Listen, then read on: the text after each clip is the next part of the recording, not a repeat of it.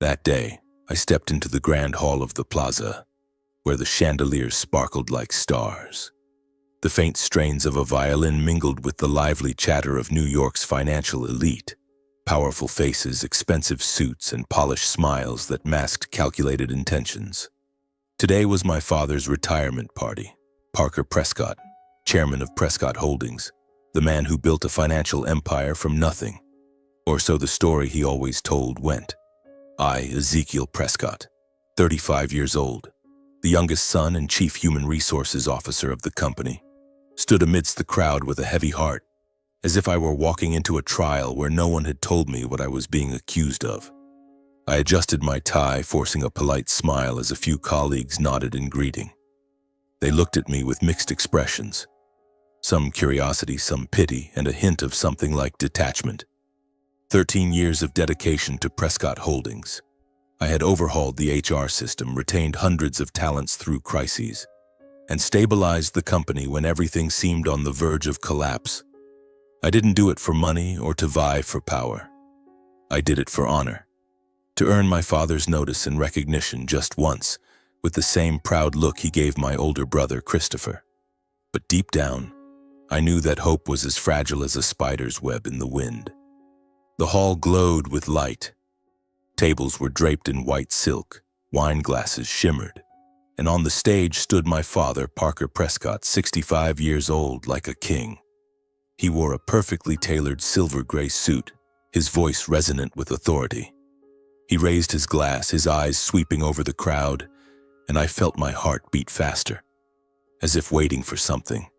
A nod, an acknowledgement, anything to show that my years of sweat and dedication weren't meaningless.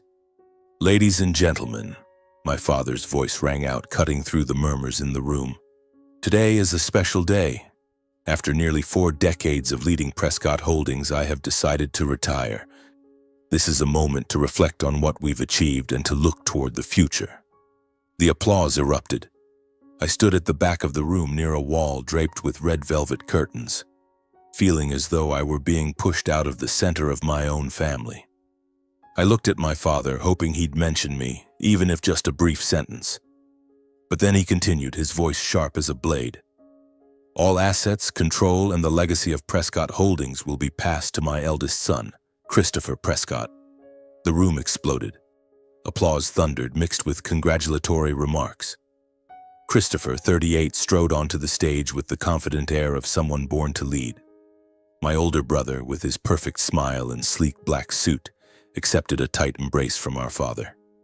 They stood there under the stage lights like a flawless portrait of success and power. My chest tightened, as if all the air had been sucked out of the room. But I stood still, kept smiling, kept clapping, though my hands trembled. Then my father returned to the microphone, his gaze sweeping the crowd, and I felt it, the moment I knew everything was about to shatter. His voice was cold as steel, each word a dagger to my heart. As for my younger son, Ezekiel, he paused as if my name were something bitter on his tongue. He is the greatest mistake of my life. If he had never been born, perhaps this family would not have suffered so much loss. The room fell deathly silent. The applause stopped, leaving only the faint clicks of cameras from the press corner. I stood there, feeling the floor beneath me collapse. My face burned, then turned ice cold. I wanted to shout, to rush the stage and demand why he could say those words in front of hundreds of people, in front of the world. But I couldn't move. My feet felt nailed to the floor, and my heart, it was as if it had stopped beating. All eyes turned to me. Some looked with pity, as if I were a stray dog abandoned on the roadside. Others smirked, their discreet but razor-sharp smiles cutting deep. Colleagues I had worked with, shared sleepless nights with to save the company, now avoided my gaze, as if looking at me too long would taint them with the failure my father had just branded me with. I heard whispers, words brushing past like a cold breeze. It's hard to understand. Ezekiel did so much for the company. Why would he say that about his own son? But no one dared speak loudly. No one dared stand up. And I just stood there, my heart empty, as if everything I had built over 13 years had been erased by a single sentence. I wanted to run, to leave this place, but then a voice cut through the stifling silence. "Mr. Parker!" The voice was sharp, filled with outrage, and I immediately recognized it as Natalie's. My wife. She stood up from the middle of the audience, her eyes blazing like fire. "You cannot speak about my husband like that." Ezekiel has dedicated 13 years to Prescott Holdings, revamping systems, retaining talent, stabilizing the company through countless crises. You owe him recognition, and he deserves his share of the inheritance. The room buzzed again. A few people nodded as if admiring Natalie's courage. But I saw the looks in others' eyes, skeptical, cold, especially when she emphasized inheritance.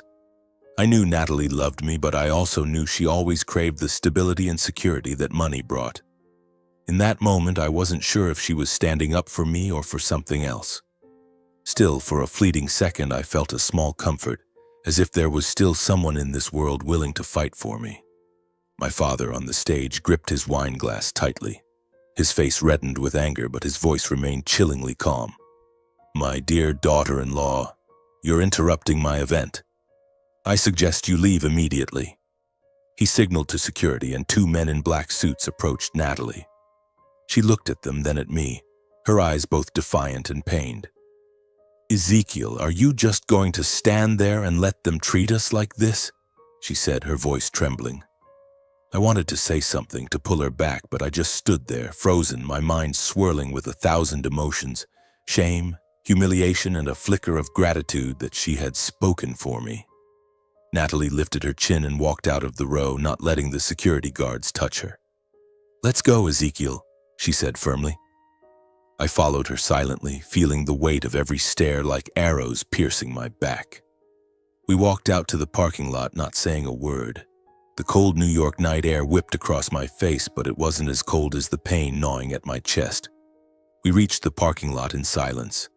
The frigid New York night wind stung my face, but it paled in comparison to the pain eating away at my chest. I opened the car door for Natalie, and she slid in, her gaze fixed on the window, her hands clutching her purse as if it were the only thing anchoring her to reality. I got into the driver's seat, started the engine, and we drove off in silence. Every time I opened my mouth, my throat felt dry, as if every word had been swallowed by my father's humiliating remarks. Natalie said nothing either. She sat there motionless, her eyes distant, as if she were somewhere I couldn't reach. The drive from the plaza to our apartment had never felt so long. With each passing second, the silence between us grew heavier, like an invisible wall rising, separating us forever. I gripped the steering wheel tightly, trying to focus on the road, but my mind was flooded with images of my father on the stage, his cold voice and Natalie's eyes filled with anger, disappointment, and pain. Returning to our apartment on the 12th floor, a place that once felt like a sanctuary filled with evenings of laughter, weekend breakfasts with coffee and sunlight streaming through the curtains. But as I opened the door, the space now felt cold, as if all warmth had been drained the moment we left the plaza. Natalie walked in, tossing her purse onto the sofa with more force than usual. She didn't look at me, just stood there with her back turned, her brown hair cascading down, hiding the face I once thought was my entire world. "I can't believe you, Ezekiel," she said, her voice laced with reproach but trembling, as if she were holding back a storm. "You stood there letting your father humiliate you in front of the whole world, and you didn't say a single word. Not one." I closed the door, trying to keep my voice calm, though my heart pounded. "Natalie, you know I'm not the kind of person who yells or argues in front of a crowd. I didn't want to turn the event into a battle." She spun around, her eyes blazing like fire. "A battle? Ezekiel, you lost that fight long ago. 13 years you poured your sweat, stayed up countless nights, saved that damn company through crisis after crisis. And what did you get? Public humiliation. Your father called you the greatest mistake of his life, and you just stood there smiling like a fool." Her words cut like knives, each one hitting its mark, making me feel as though my blood was seeping out drop by drop. I stepped toward her, trying to touch her arm, but she pulled back, her eyes full of contempt. "Natalie, I did it all for honor, for family, not for money or power." She let out a bitter, icy laugh, as if I'd just said the most foolish thing in the world. Honor? Family? You think that family cares about you? Your father chose Christopher, Ezekiel. Your brother, who never had to work hard for anything, was handed the world. And you? You're the discarded son. No power, no inheritance, no future. You're a failure. The word failure rang like a bell, making my head buzz. I looked at Natalie, the woman I'd loved since our days as interns at the company, who laughed with me through long work nights, who once said she'd stand by me no matter what. But now her eyes held no trace of tenderness, only disappointment and anger. I took a deep breath, trying not to crumble. Natalie, why would you say that? Back at the event, you stood up for me. You demanded my father acknowledge what I've done. If you think I'm a failure, why did you do that? She looked at me, her lips pressed tightly together, then gave a faint, mocking smile that chilled me to the bone. You think I stood up for you? Ezekiel, I stood up for the inheritance, for the share you were supposed to have. I don't want to spend my life with a man who can't protect his wife, who doesn't even fight for himself. You let them trample you, and now we have nothing. Her words hit me like a punch to the face. I stood frozen, feeling the world collapse beneath my feet. You mean you only care about the money? I asked, my voice hoarse, as if I couldn't believe what I'd just heard. Natalie didn't answer immediately. She turned away, walked to the window, and looked down at the stream of cars below. I'm tired, Ezekiel. Tired of living in the shadow of your family, tired of waiting for you to stand up and claim what you deserve. But you can't do it. You never could, and I can't keep living with someone like that. My chest tightened, as if someone were crushing my heart. Natalie, what are you saying? What do you want from me? She turned back, her eyes no longer angry but chillingly cold. I want a divorce, Ezekiel. The word divorce exploded in my mind like thunder. I stared at her, hoping it was just something said in the heat of the moment, but her gaze didn't waver. Are you serious? I asked, my voice trembling despite my efforts to stay calm. Dead serious, she replied, her tone flat, as if she'd been thinking about this for a long time. I can't keep living with someone who has nothing to protect himself. Nothing to protect us. You chose honor, but honor doesn't pay the bills, doesn't give me a future. I'm done. I wanted to ask her how she could change so quickly, how the love we once shared could vanish because of one event, because of my father's words. But I just stood there, motionless, watching her walk into the bedroom.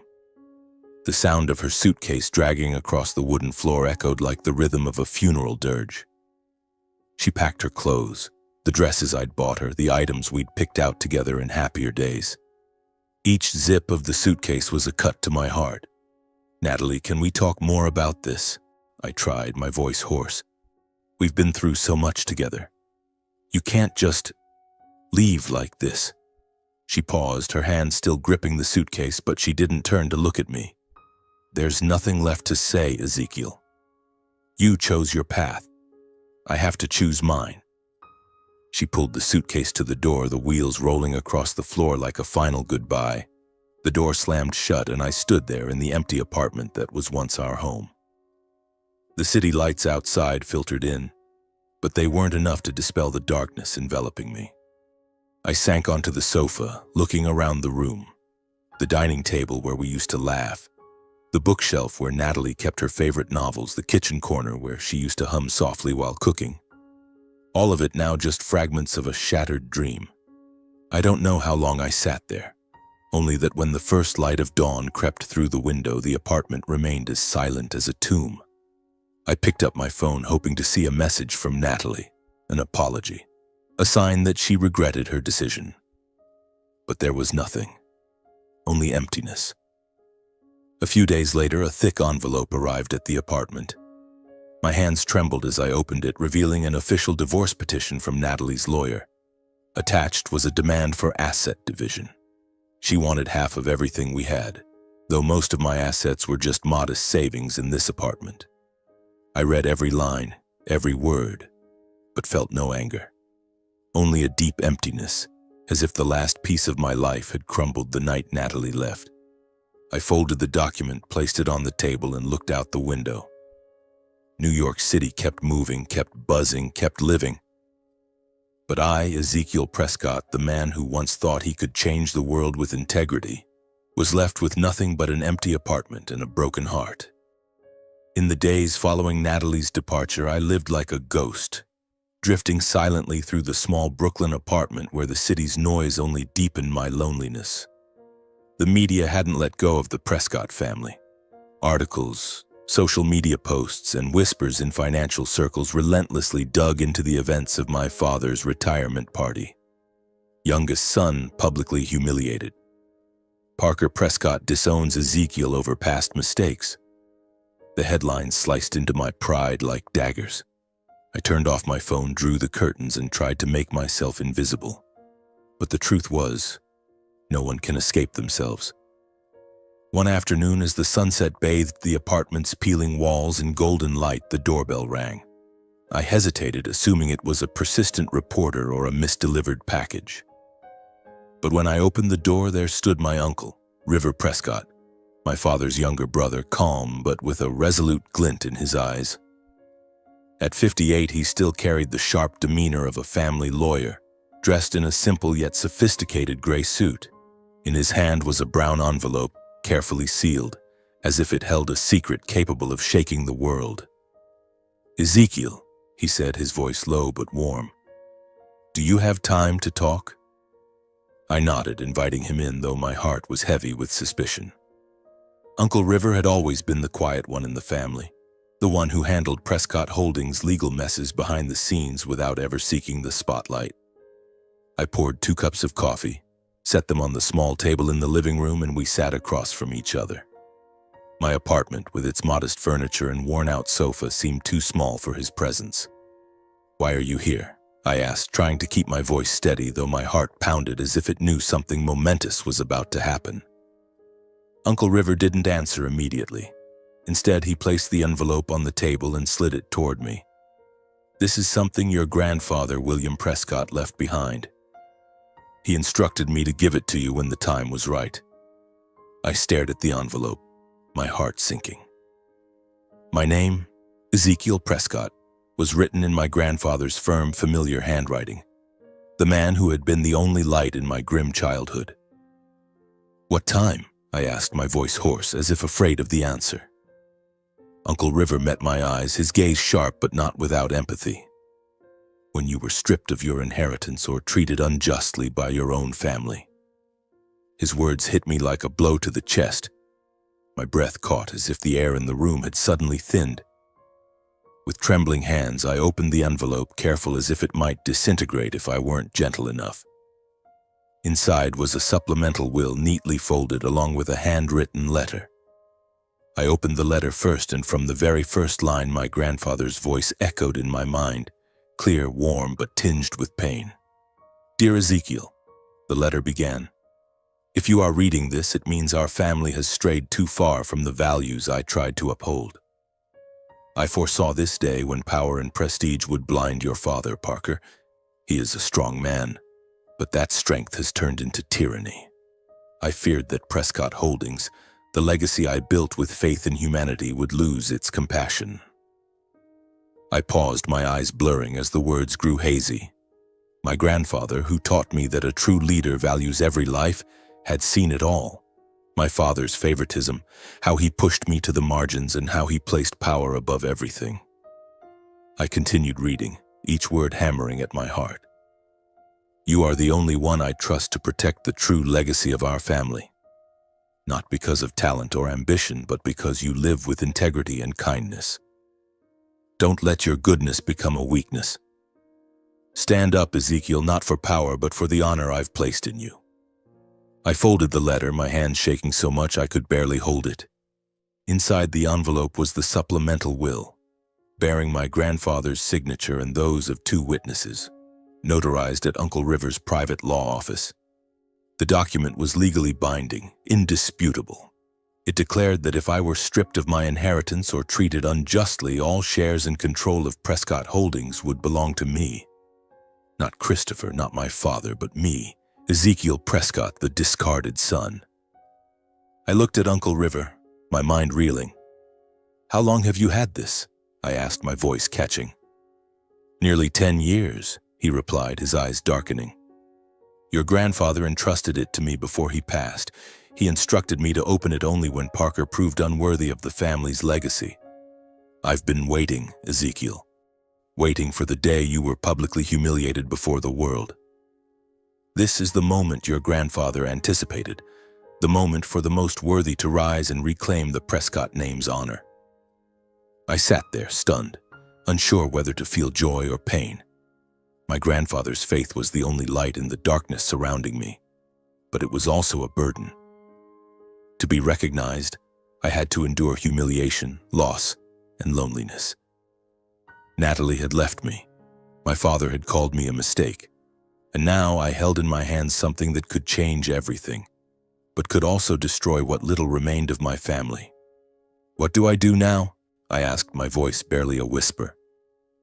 Uncle River placed a hand on my shoulder, his gaze steadfast. "You have to decide, Ezekiel. But remember, this isn't a fight for power. It's a fight for honor. The honor your grandfather entrusted to you." I stared out the window as the sunset faded completely, giving way to darkness creeping through the glass. The brown envelope lay on the table next to the cold coffee Uncle River had left behind. I picked up my grandfather's letter, my fingers tracing the firm, familiar handwriting, as if it could transport me back to the days when I believed I belonged to the Prescott family. I opened the letter again, and instantly memories flooded back like a torrent, pulling me back to my childhood in the Prescott mansion, where I was nothing but a shadow, invisible and forgotten. I remembered those days, a scrawny boy quietly navigating the vast hallways of the Prescott estate, where antique paintings and crystal chandeliers told the story of the family's wealth. My father, Parker Prescott, was as cold as the marble walls encircling the house. He never praised me, not once. I could spend all day solving the toughest math problems, bring home an A+ from school, or even craft a model airplane by hand as a birthday gift for him. But all I ever got was a curt nod or a clipped "good," as if my existence was a burden he had to endure. In contrast, my older brother Christopher was always the center of attention.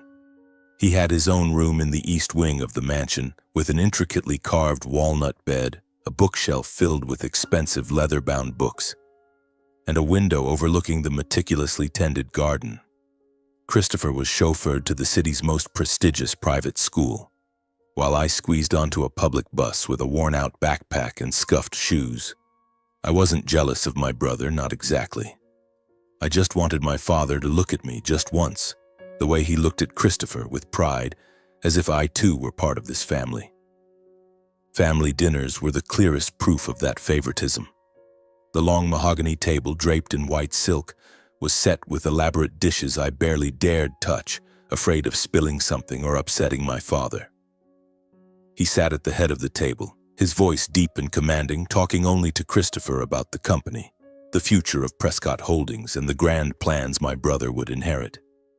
"Christopher, you need to learn to read financial reports sooner," he'd say, his eyes lighting up as my brother nodded, a confident smile playing on his lips.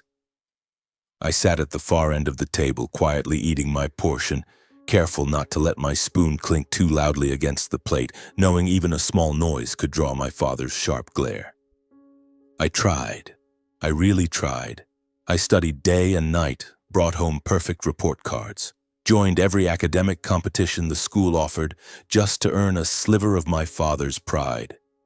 But every time I showed him my grades, he'd glance at them and nod, saying, "Just luck," or worse, "Don't think this impresses me."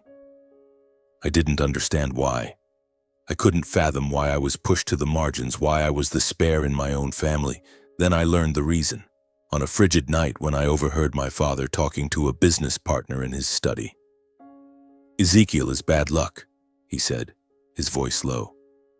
"His mother died right after giving birth to him. Not long after, I nearly lost my life in a car accident. If he hadn't been born, things might have been different." Those words pierced my heart like a blade, leaving a trembling 10-year-old boy shivering behind the door. From that moment, I understood that my father didn't just not love me. He resented me, as if my existence was a curse. But in the darkness of that childhood, there was one light. My grandfather, William Prescott. He was the only one who saw me as a person, not a mistake.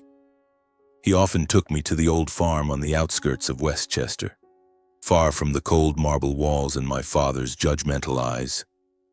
There, amidst fields of grass and birdsong, he taught me lessons I carried with me for life. "Ezekiel," he said, sitting on a wooden bench under an oak tree, "a true leader isn't the one with the most money or power. It's the one who values the smallest things, from the lowest employee to the smallest client." I sat beside him listening, feeling for the first time in my life that I was seen, heard, and loved. My grandfather told me about the early days of Prescott Holdings, how he built the company not just for profit but out of a belief in creating a place where people were treated fairly. He taught me how to care for plants, how to listen to the wind, and how to stand firm against storms, not the ones in the sky, but the ones in the heart. "You have a good heart, Ezekiel," he said, placing a hand on my shoulder. "Don't let the world harden it." Now, sitting in my dim Brooklyn apartment, I reread my grandfather's letter, each line like a heartbeat pulling me back to those days.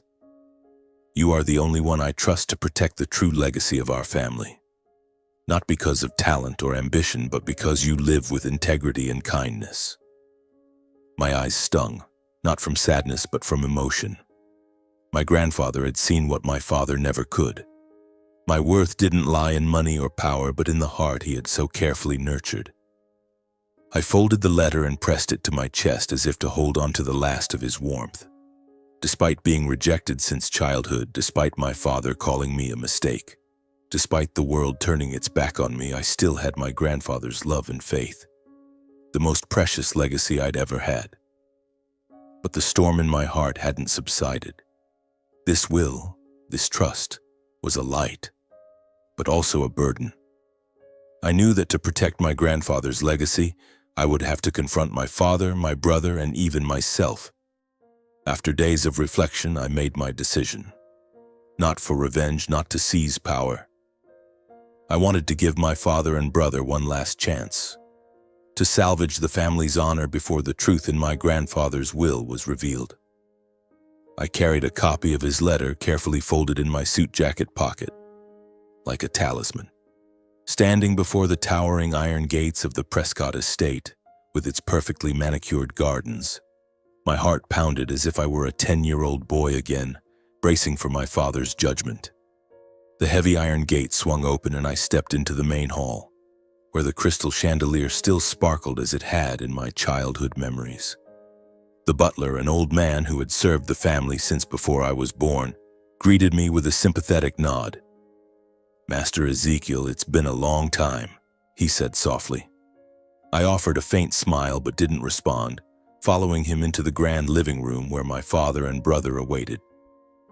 My father, Parker Prescott, sat in a leather armchair, a glass of whiskey in hand, his gaze sharp and cold. He wore a crisp white shirt, no tie, yet still exuded the commanding presence of a man who had once controlled an empire. Christopher stood by the window looking out at the garden, his posture confident as always, though I noticed a slight tension in the way he clasped his hands behind his back. Both turned to look at me as I entered, and the air in the room immediately grew stifling as if all the oxygen had been sucked out.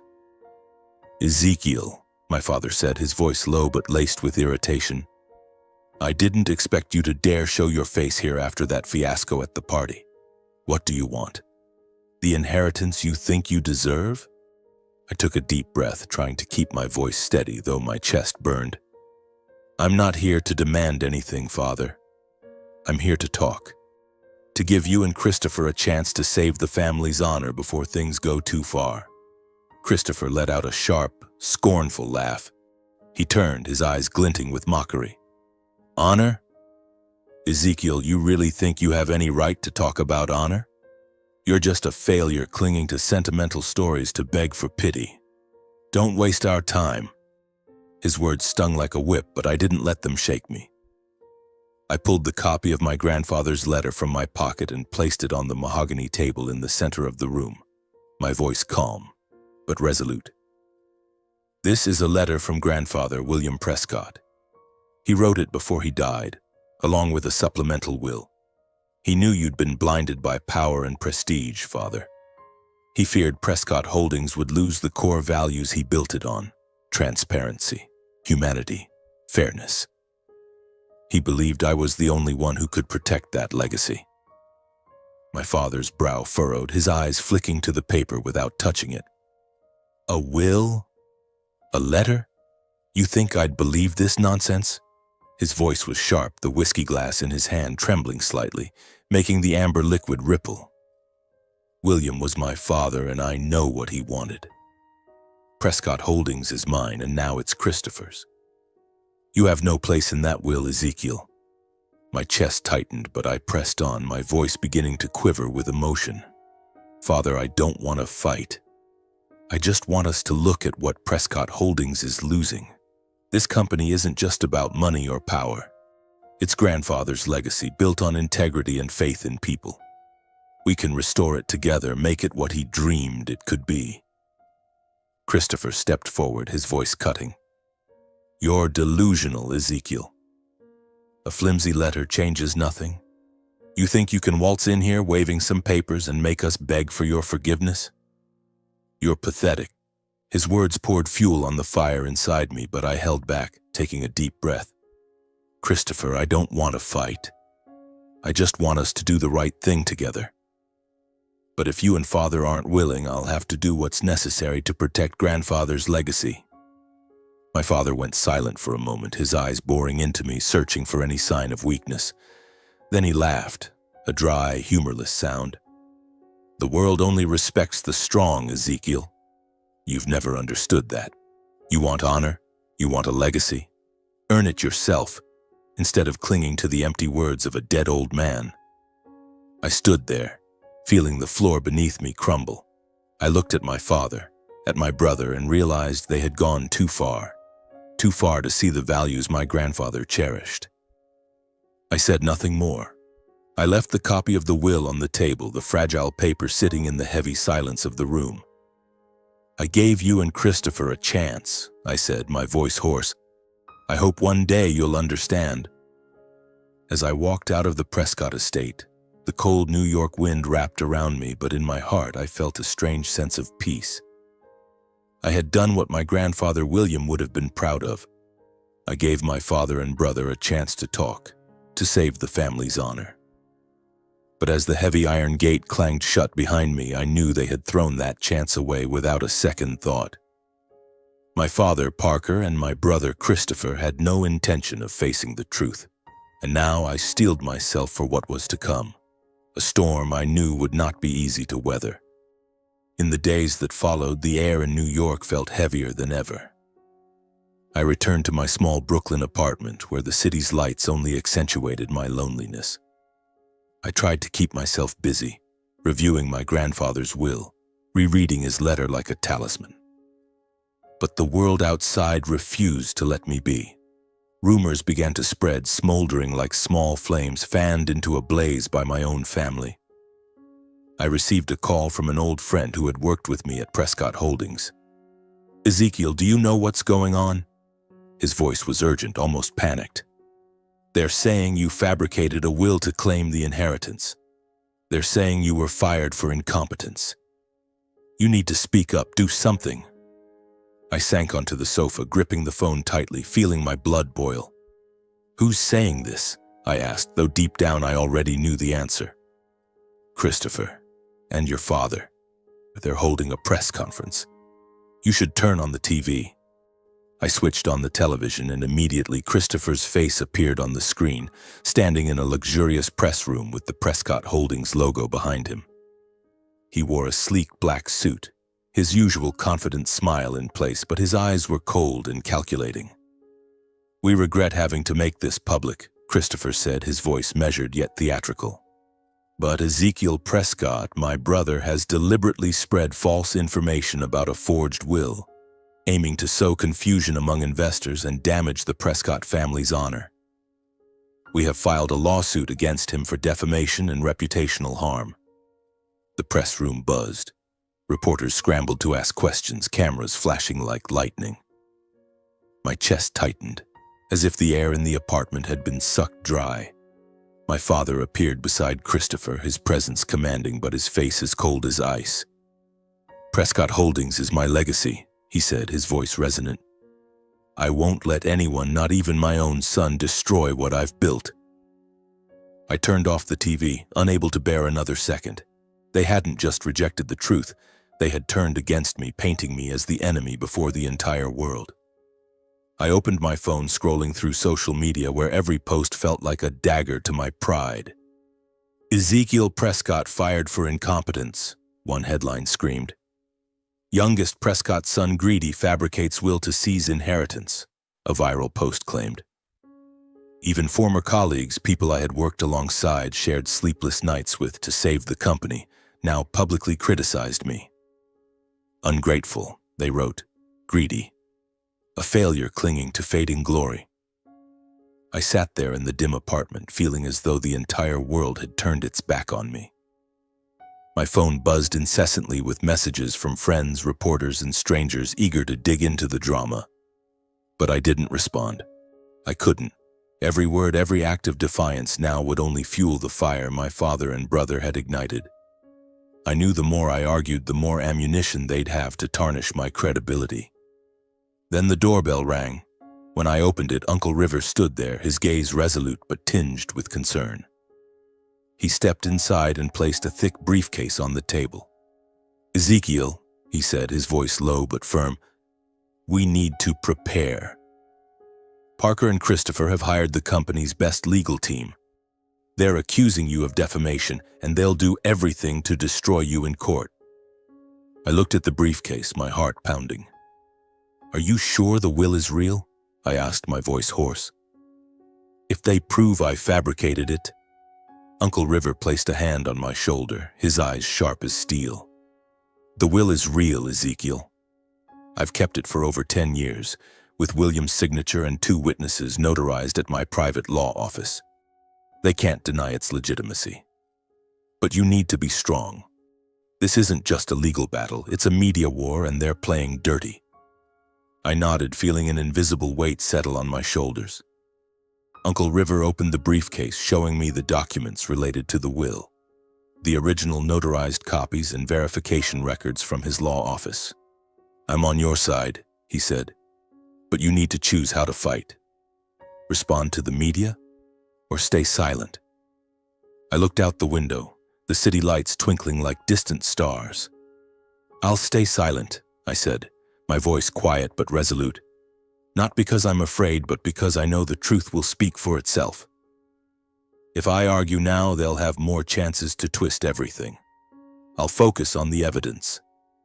Uncle River nodded, a glint of pride in his eyes. "You're more like William than you realize," he said, then left, leaving me with the briefcase and a storm of emotions. I sat down, turned on the TV again, and saw my image being dragged through the mud on every channel. But I didn't crumble. I picked up my grandfather's letter, reading each line again, and felt a small flame ignite in my chest. This wasn't the time to be weak. This was the time to fight, not with words, but with the truth. One morning, as faint sunlight filtered through the curtains, Uncle River called. His voice was low but resolute. "Ezekiel, I've arranged a family meeting at the Prescott estate. Parker has agreed to hold it under the guise of addressing your slander. But this is our chance. I've prepared everything, the legal documents, witnesses, and the original will. Are you ready?" I gripped the phone tightly, feeling my blood surge. "I'm ready," I replied, my voice hoarse but firm. This wasn't a fight for power or money. This was a fight for honor. My grandfather's, mine, and the legacy the Prescott family once stood for. On the day of the meeting, I stood before the Prescott estate, feeling like I was stepping back into my childhood, when I was just a trembling boy under my father's cold gaze. But today I was no longer that boy. I wore a deep blue suit, a copy of my grandfather's letter tucked in my jacket pocket, and in my heart burned a fire that could not be extinguished. The estate's grand meeting room was set up like a courtroom. A polished mahogany table stretched across the space, surrounded by luxurious leather chairs, with the crystal chandelier casting a cold light. My father, Parker Prescott, sat at the head of the table, exuding the authority of a king, though I noticed the tension in how he gripped his whiskey glass. Christopher stood beside him, dressed in a sleek black suit, his eyes sharp, but betraying a flicker of unease. Around the table were a few of Prescott Holdings' major shareholders, powerful faces I'd seen in company meetings, along with my father's legal team, men in gray suits who looked at me like I was prey. Uncle River entered after me, carrying a thick briefcase, his demeanor calm. He sat across from my father, placed the briefcase on the table, and the room's atmosphere grew heavy, as if we all sensed a storm brewing. "Ladies and gentlemen," my father began, his voice resonant but laced with contempt. "We are here today to address the baseless accusations of Ezekiel Prescott, who has spread false information about a forged will to sow chaos in the company and tarnish the Prescott family's reputation." Christopher nodded, flashing a smug smile. "We have a top-tier legal team to prove that Ezekiel's claims are fabricated. He's merely trying to seize power he doesn't deserve." I sat there, feeling my chest tighten, but I stayed silent. I glanced at Uncle River and he gave a subtle nod, signaling that the moment had come. He stood, his voice low but commanding, resonating through the room. "Dear brother, ladies and gentlemen, I'm not here to argue. I'm here to present the truth." He opened the briefcase and pulled out a brown envelope, yellowed with age. Inside was the original will of my grandfather, William Prescott, complete with notarized seals and the signatures of 2 witnesses. He held it up, letting the light shine through the paper as if to show the world its undeniable truth. "This is the supplemental will of William Prescott, drafted before his death. It was verified by an independent law firm and is legally binding." The room fell silent. A few shareholders whispered among themselves, their eyes flickering between curiosity and skepticism. My father gripped his whiskey glass tighter, his face reddening, though he maintained a facade of calm. "River, what are you doing? Is this a joke?" Uncle River didn't respond. Instead, he read aloud the key provision of the will, his voice clear, each word striking like a bullet in the air. "This will takes effect if Ezekiel Prescott is unjustly stripped of his inheritance by his own family. And that happened publicly, at your retirement party, Parker, when you called Ezekiel the greatest mistake of my life in front of hundreds of guests." The whispers in the room grew louder. One shareholder, Eleanor Grayson, an older woman with piercing eyes, spoke up. "Parker, you need to explain. If this will is real, why would you treat your son this way?" Before my father could respond, Uncle River continued, unwavering. "The will clearly states all shares and the founding inheritance rights of Prescott Holdings belong to Ezekiel Prescott, the one who lives with the integrity and compassion this family needs to endure. William foresaw that you, Parker, would let power blind you. He wanted Ezekiel to protect the family's true legacy." One of my father's lawyers stood, attempting to object. "We need time to verify the authenticity of this document." But Uncle River was prepared. He presented the notarized copies, verification records, and even summoned a witness, a retired lawyer who had worked with my grandfather, who entered the room to testify. The elderly man, with white hair and a trembling voice heavy with emotion, confirmed, "I witnessed William Prescott sign this will. It is entirely legitimate."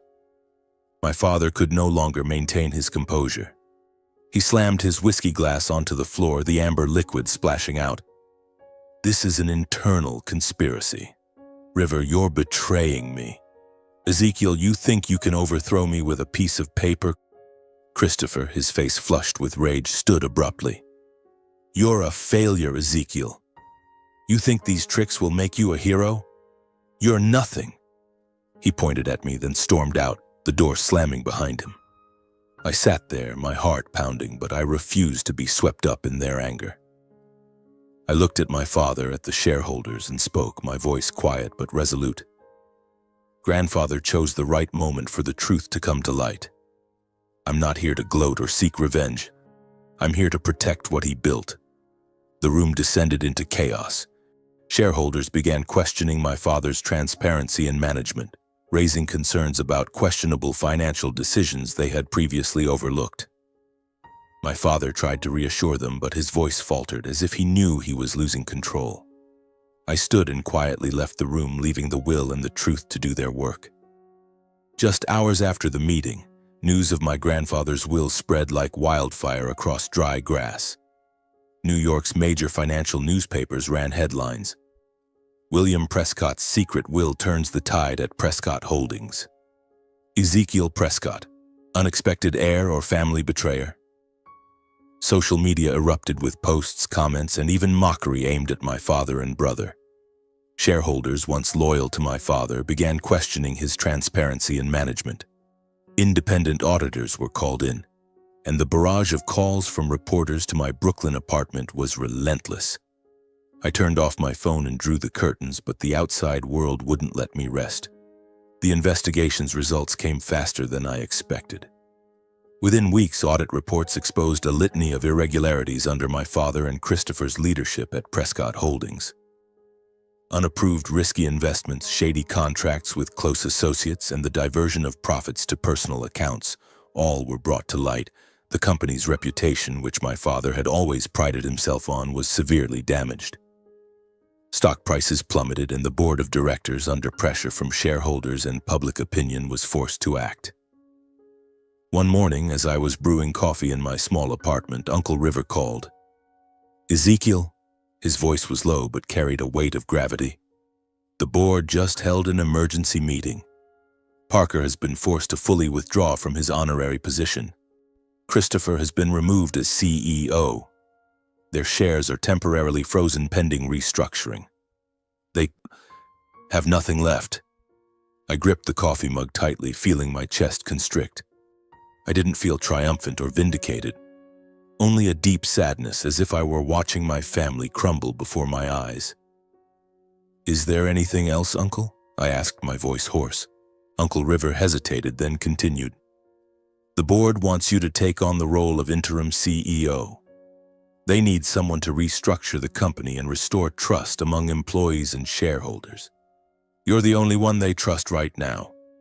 I sank onto the sofa, my mind reeling. CEO of Prescott Holdings, a position I had never dared dream of, not because I lacked the ability, but because I never thought I'd be recognized. Now it was no longer a dream. It was a responsibility, the one my grandfather had entrusted to me through his will. The following week, I walked into Prescott Holdings headquarters and stepped into the CEO's office, a space both foreign and familiar. The expansive room with its windows overlooking New York's skyline was once where my father sat, issuing commands and building his empire. Now it was where I would start anew, not to continue my father's ambitions, but to restore the values my grandfather held dear. I called a meeting with the management team, announcing plans for financial transparency, new governance protocols, and a commitment to listening to every employee, from the janitors to the directors. The shareholders, initially skeptical, were gradually won over by my sincerity. Employees who had once avoided my gaze at the retirement party now looked at me with newfound respect. The media began calling me the Silent Heir, a title I wasn't sure I liked. They wrote about me as a hero who saved the Prescott family's honor not through power but through integrity. To me, there was no victory to celebrate. Every step I took, every decision I made was simply my way of keeping my promise to my grandfather and Uncle River. I didn't seek revenge against my father or Christopher. I didn't need to. The truth had done that for me. Meanwhile, I heard whispers about my father and brother through the financial grapevine. My father, Parker Prescott, once the king of New York, rarely left the estate. People said he sat in his study staring at old family portraits, speaking to no one but the aging butler. Christopher faced the rejection of friends and loyal shareholders. He posted on social media trying to project strength, but the desperation in his words was evident to all. They had lost everything, not just power, but the pride they once considered untouchable. I moved out of the Brooklyn apartment, settling into a small house in the suburbs where I could hear birdsong and feel a peace the city could never offer. My new life was simple, free of extravagant parties or flashing camera lights. I worked, came home, and on late nights I sat by the window gazing at the starry sky. thinking of my father, the man who was once so proud he lost it all. I didn't hate him or hold a grudge. I only hoped that one day he would find the courage to look at himself, to see the mistakes he made, not just with me but with the entire Prescott family. In the days after I assumed the role of interim CEO of Prescott Holdings, my life settled into a new rhythm, simple yet deeply meaningful. I woke early, driving through quiet suburban roads to the company headquarters, where I worked tirelessly to restore the trust of employees and shareholders. Financial reports were made transparent, new governance protocols were established, and day by day, I felt Prescott Holdings slowly reclaiming the brilliance my grandfather William had once envisioned. Yet within me there remained a void, not from a lack of power or prestige, but from the unhealed wounds of my family. One late afternoon, as the sunset bathed the CEO's office in golden light, my assistant knocked on the door, her voice hesitant. "Mr. Prescott, someone is here to see you." She says her name is Natalie. I froze, the coffee mug in my hand trembling slightly. Natalie, the woman who had once been my entire world, who had left me on the darkest night of my life. I took a deep breath, trying to keep my voice steady. "Let her in." The door opened and Natalie stepped inside, as beautiful as ever, but something was different. Her brown hair fell loosely, her eyes shimmering with a mix of nervousness and hope. She wore a pale blue dress, a color I used to love, but now it only stirred painful memories. "Ezekiel," she said, her voice soft but trembling. I want to talk." I gestured for her to sit, though my heart pounded as if bracing for a battle I didn't want to fight. "Go ahead, Natalie," I said, my voice even masking the storm of emotions inside me. She sat, her hands clasped tightly in her lap as if searching for courage. "I'm sorry, Ezekiel. I was wrong to leave you. I let fear and pressure control me. I want to start over. You and we had such beautiful days. I know you're the CEO now, and I realize I walked away from an incredible man like you."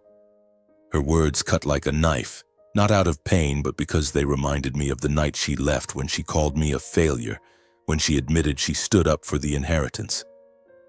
I looked into her eyes, searching for sincerity, but all I saw was belated regret tinged with calculation.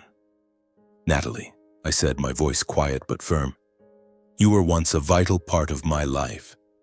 I'm grateful for those days. But true love isn't built on money or status. I can't go back, not because I'm angry, but because I need to move forward and live true to myself." Her face paled, her eyes glistening as if on the verge of tears. "Ezekiel, can't you give me a chance? I know I was wrong. I gave you a chance," I interrupted, my voice gentle but resolute, "and you chose your path. Now I have to choose mine." She stood, her lips pressed tightly together, then quietly left the office. As the door closed, I sat down, feeling as if I'd shed a heavy burden. I didn't hate Natalie. I was only sad, but it was the sadness of letting go, of accepting that not everything in life can be mended. A few weeks later, another event caught me off guard. One morning, as I reviewed financial reports, my assistant announced that my father, Parker, and my brother, Christopher, wanted to meet. I was stunned. Since the chaotic family meeting, I'd heard nothing from them except whispers of their downfall in financial circles. I agreed to meet, but braced myself for another confrontation. They entered the office, and I barely recognized them. My father, once the proud king of Prescott Holdings, looked aged, his eyes weary as if drained of life. Christopher maintained his polished appearance, but his confident smile was gone, replaced by visible tension on his face. They stood before my desk, the air heavy with the weight of an impending storm. "Ezekiel," my father began, his voice low but lacking its former authority, "we're here to talk about the future. Christopher and I want to restore our honor. We want to work with you to manage Prescott Holdings as a family." Christopher nodded, though his eyes avoided mine. "We have experience, Ezekiel. You can't do this alone. We can help." I looked at them, feeling as if time had rewound. These were the words I had longed to hear for years from my father and brother.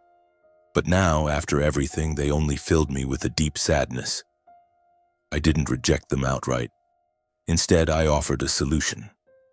"Father Christopher," I said calmly, "I don't want to push you out of the company. I propose you both serve as advisors, contributing your experience to help stabilize the company. This is a chance for us to start over, for Prescott Holdings, for grandfather." The room grew stifling. My father clenched his fists, his face reddening with anger. "Advisors? You think I need charity from my own son?" he snapped, as if I had insulted him.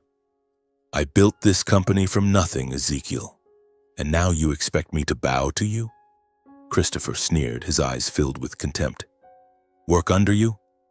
That's humiliating. Who do you think you are, Ezekiel, a hero? You're just a lucky fool who got hold of that will and thinks he can control everything." Their words cut like knives, but I didn't let them pull me in. I stood, looking them in the eyes. "I'm not offering charity. I'm giving you a chance to contribute, to start over. But if you don't want it, I respect that decision." My father slammed his hand on the desk, his voice trembling with rage. "I don't need your pity disguised as a position. You'll regret this, Ezekiel." He turned and stormed out of the office, Christopher following, casting a resentful glance back at me. The door slammed shut, and I stood there silently, feeling as if another door to my past had closed forever. I returned to my desk, opening the company's new development plan. I didn't react or get angry. I understood that some people would rather live in ruined pride than start anew with humility. My heart was at peace, knowing I had done the right thing. I offered a chance, even if no one took it. In the months that followed, Prescott Holdings gradually stabilized. Transparent financial reports restored the confidence of employees and shareholders, and the Prescott name once again commanded respect in New York's financial circles. The media continued to call me the silent heir, but to me the title didn't matter. Every decision I made, every day I worked, was simply my way of keeping my promise to my grandfather, to protect his legacy, not through power but through integrity. But in the late nights, when I sat alone in my small suburban house with a cold cup of tea and the sound of wind rustling through the trees, I reflected on my journey. From a boy labeled bad luck, pushed to the margins by my father, to a man who stood up to reclaim the family's honor. I had weathered storms I never thought I could survive. The wounds from my father's public humiliation at the retirement party, from Natalie's departure, from my brother's betrayal lingered, but they no longer caused me pain. Instead, they became lessons, fires that forged me into the person I am today. I want to share those lessons, not to boast, but in the hope that my story might be a light for someone lost in their own darkness. Remember that integrity is the most enduring legacy. My grandfather William once told me under the oak tree at the Westchester farm that a true leader values every single life. When I took on the role of CEO, I didn't seek power or fame. I worked to restore trust, to ensure that Prescott Holdings wasn't just a money-making machine, but a place where people were respected and heard. The integrity my grandfather instilled in me became the torch lighting my path. And I know it's the most valuable legacy I can leave behind. If you're facing a storm, whether it's betrayal, humiliation, or loss, remember that you don't need to fight with anger or hatred.